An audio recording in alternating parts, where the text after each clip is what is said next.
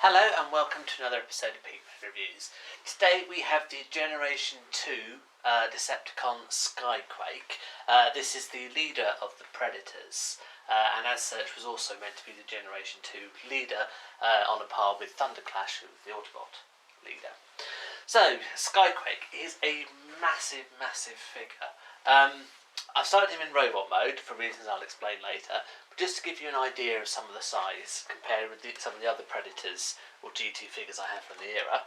So as you can see, he absolutely towers over them. Its scale is really quite ridiculous. I mean, you look at the two jets down there, and they come up to what would have been knees if Skyquake had flexible knees, but he doesn't.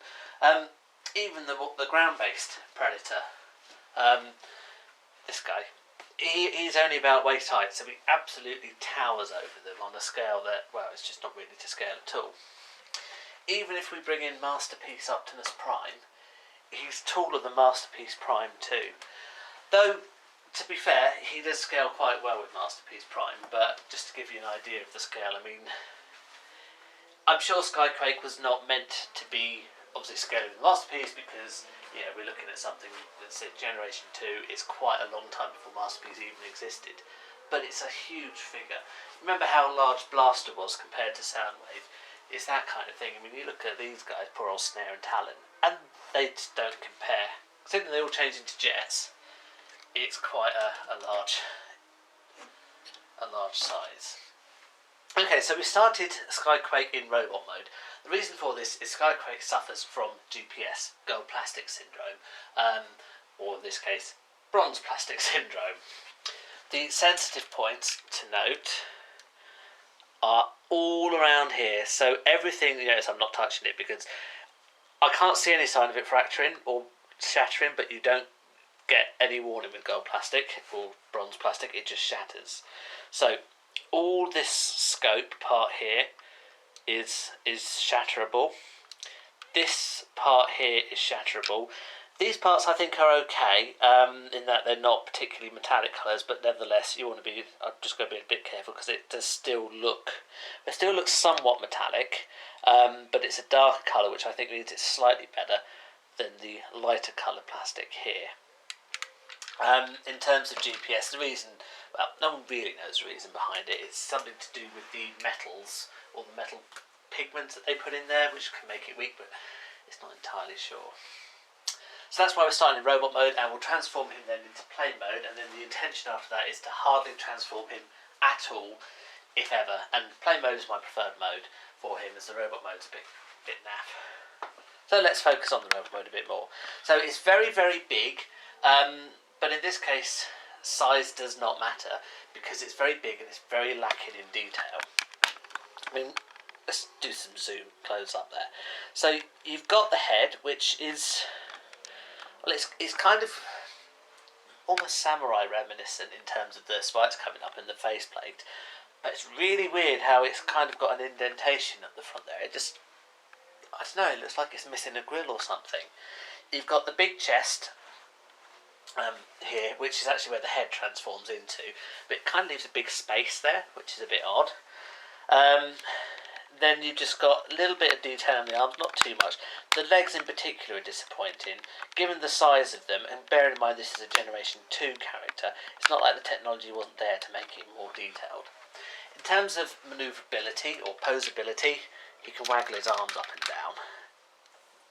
Like that. That is the limit. Waggle down, waggle up. That is his limit. The head is non-movable, the legs have no movement whatsoever. It's going back to Power Master Prime days, really, isn't it? Back in, I think it was 88 Power Master, or maybe even 87 Power Master Prime days, when all he could do was, as a Power Master mode, waggle his arms up and down. This is Generation 2, so, you know, 1994, around then. And that's all he can do again. I mean, you look at these planes as well, all they can do is waggle their arms up and down as well. It's really cheap. It's really disappointing, particularly as Skyquake is the leader. So you pay extra money for him and you just get a scaled up version of one of these guys. Disappointing. That said, he does have some nice parts too. The glowing eyes, if I can try and get the zoom in right on there. There we are. So the eyes do still glow. Just try and get it to the light you can actually see, but the eyes do still glow, and that does kind of light off the chest as well. So I quite like how that works. Oh, camera's gone nuts there because I zoomed in. There we are. So that's quite good, but otherwise it's really quite depressing. Now you would come with a couple of little weapons here, but they've long since gone when I got them off eBay, and those weapons suffer from gold plastic syndrome as well, and very tiny tabs, so they often snap off in the hands. So that's the robot mode. Pretty poor, I have to say. But we'll transform into the much better playing mode now. Again, just have to be a little bit careful with how you transform it because of the gold plastic. So we start off by flipping this open here. The head goes in. Remember what we said about the sensitive parts here? So we're not going to touch those, we're going to touch the black part, which is more stronger. Flips in there like that. You then close this. What we're now going to do, just flipping down here, these are the wheels for the landing mode for the plane. As you can see, this one's missing its wheel, but this has got the landing gear on there. These will flip up in there, so we're just going to be careful because, again, I'm not sure if this is gold plastic or not, but we don't want to run the risk of it shattering. Goes in like that, so it makes it very short, stubby arms. Now, the feet. Unusual to have the foot at the front and at the back. The reason for that is the massive weight of this scope. If that wasn't there, he would fall over. In fact, I'm obviously not going to let him fall over because it will shatter the scope. Just to give you an idea, if I hold on like that, if I just release it just slightly, and it will not stay upright. So that's why they're given. So it's a bit unusual to see that in old Transformers, but it's just because of the weight of this scope here. These flip up like that. The legs rotate like this, and they slot down there. They do then, to see the pegs there, they slide together like so. This will then rotate like that. That rotates like that, and they slot in like that. This is the front landing gear. Again, it's missing the wheel, but it will still sit on it. Okay, so we're now onto this side. Wings flip down like that. Flip down like that. This is the tricky part now, because again, you've got a whole lot of gold plastic on the hinge itself. So we're not going to touch the gold plastic again. I'm just going to gently manoeuvre that in, like so, until it just gently slides into place. This, we're just going to gently slide that down there, because again, this isn't gold plastic, but the hinge is. Slide that down like that, and we're just going to slide these wings down like so, because again, these aren't gold plastic, but the hinge is. There we are, transforming into jet mode. Jet mode is actually pretty good. I quite like the jet mode. Obviously, it's absolutely huge. It really is a huge jet mode. In fact, the jet mode is considerably taller than the robot mode, but it's an absolutely huge jet mode. In fact, if you remember the review I did a while back of Blitzwing, the Triple Changer knockoff version, well, it's not a knockoff version, but a third-party version, and how big that jet was, Skyquake fits right at home with that size. Blitzwing remains the bigger jet, but Skyquake does not even slightly look out of place next to their size. That just goes to show just how big this Generation 2 jet is. And that is really the key selling point of Skyquake. The robot mode is a bit rubbish, to be honest. It's a bit a question of size over function, but the jet mode is superb. Interesting detailing on it. So you've got, obviously these don't unfortunately quite stick together anymore, probably due to time. So the holes bit there. We've got kind of impression of a face on there. Obviously normal stickers for military things. Nice cockpit there, which again, if we try and just hold it up to the light a bit, you can't really see, but it does glow a bit. You've got the scope there, which gives the impression of a huge engine. You've got the 4 engines here and the huge rams that scoop in. It's really, really good. It's basically a bomber, which will feature we'll come to in a moment. It's also got this strange function here. Now I'm not sure if this is gold plastic or not, but so we're going to be careful. So you just flip it back like that, so you get all this green lasers come out here. These are effectively, I don't know if it's meant to be given the question of having power or if it's meant to be bomb size, which is meant to look cool. I don't really know. It does look cool, but it just seems a bit of an odd thing. You know, you can toggle it so you have, you know, bronze or luminous green. Really odd function. The scope is the key bit. So the idea with the other Predators is when they're in play mode, their transformation is even more simpler. They have this scope here, which comes out here, and the idea is you can attach them so that this scope fits in there, and you can then look at the target. I'm not going to do that because if you fit the scope, this part in to that, it will shatter because of the gold plastic, and that's pretty much a guarantee because you're putting pressure. Inward pressure going out on some fairly thin gold plastic, so I'm not even going to attempt that. What we can show you, however, is what you see through the sights.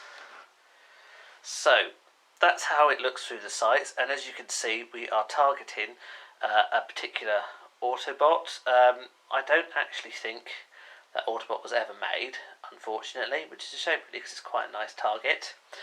That comes up and down through a little toggle here. So if I just toggle that up, like so, there's nothing there, and that's where you put the new one in to get an idea of the sights too. Now you also have this here, and this is meant for a bombing toggle. So if we do that, what this now does, it doesn't quite always stay there.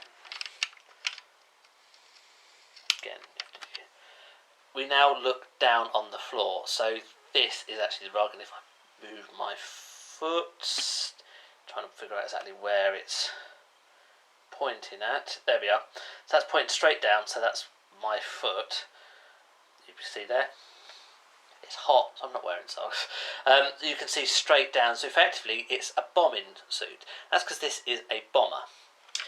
These parts here and here connect to under here, which is where you have a load of missiles which are for bombing runs. So the idea is you can look through this scope when that's up there and you can see down and pretend that you're bombing the ground.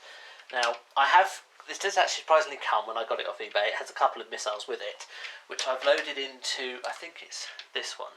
So just demonstrate how it works. So you just rotate this around like so, and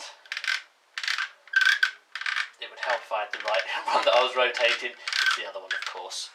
Kind of knew that was going to happen, didn't we? So you rotate this one round, and you will see a couple of missiles come out, or in this case, bombs. So there's one, there's the other. So the idea is effectively a carpet bomber, which is quite a nice gimmick. So you just simply, to make these work, you put them in the gap here, you rotate it.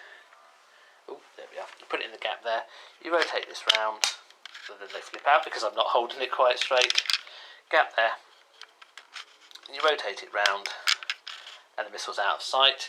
If I just pick up the other missile, there we are.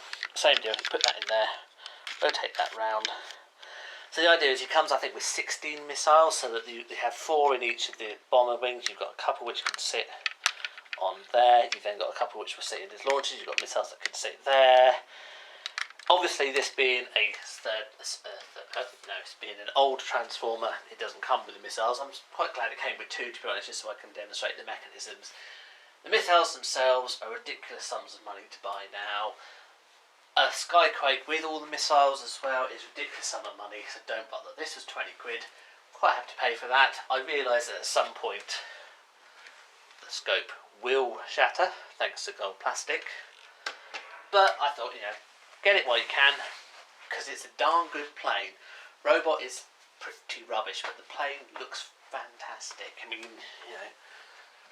that looked great sitting on the shelf. That really will. It's a big robot. If you can find one with the scope intact, I would suggest getting it, just because the plane mode is so good. don't transform it because, again, this hinge here is completely gold plastic. That will shatter. Whatever you do, don't put any of the Predators scopes in there because that will shatter. Indeed, try not to use that too much because it's, again, that's running all on gold plastic, so it will shatter. So the idea is you have it, it's very delicate. Try not to do too much with it to make it break. But it's really good. I like a lot of the detail on the plane, and that's clearly where the work's been put in. Even some of the decals. So you look on the wing there, and in fact they've gone to the effort to give the impression of a Decepticon logo done in a military insignia. That's a really nice little touch there. Kind of thing you get now in the modern movie Transformers, whether you like the movies or not. It's the kind of thing they would do now to give the appearance of blending in without actually blending in. It's a nice plain figure. The robot mode is just terrible. So if you're going to get it, obviously it's up to you what mode you have it in, but don't transform it too much if you want your scope to remain intact. So there we are. That's Generation 2 Skyquake. Obviously he made reappearance in Transformers Prime, which probably more of you will know because Generation 2 didn't have much in the way of marketing. Indeed, if the toy didn't exist, I don't recall seeing Skyquake in any other media at all. But there we go. Thank you very much for watching. Please do leave any comments below. Click and like some videos, and why not subscribe. I'll see you in the next review. Thank you. Goodbye.